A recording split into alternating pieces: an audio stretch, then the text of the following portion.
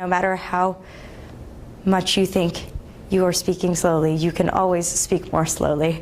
That people in our generation in particular, but uniquely when we get excited or nervous, speak really, really fast, to the point where my parents regularly just say, I can't talk to you anymore unless you slow down, Lily. I can't follow what you're saying. And it's not that they're not smart enough to comprehend. It's that when you speak quickly, you ramble. You are much more likely to say unintentional things. You're much more likely to use filler words. You're much more likely to just kind of keep talking about nothing if you don't slow down and pick your words a little bit more carefully. So if you take nothing away from this session except this big piece of advice, I think it's to speak slowly and to choose your words carefully. And the disclaimer for a reacting class, because you guys had your first speaking session recently, you may have noticed, hopefully, that things can get really excited and heated and people start talking over each other and there's a lot of debate.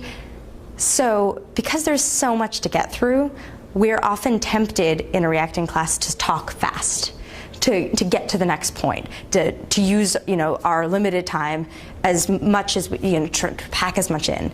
But here's the counterintuitive thing about speaking slowly. When you speak quickly, you say probably twice as many words and half as much content. So you could speak for 4 minutes and make 3 points, or you could speak for 2 minutes and make 3 points really well. So counterintuitively, speaking slowly, in my general experience, actually makes people more efficient. So they use their time better and they make their point more quickly. They get to their point. They don't have as much kind of garbage in between their points because they're being really intentional about the words that they use.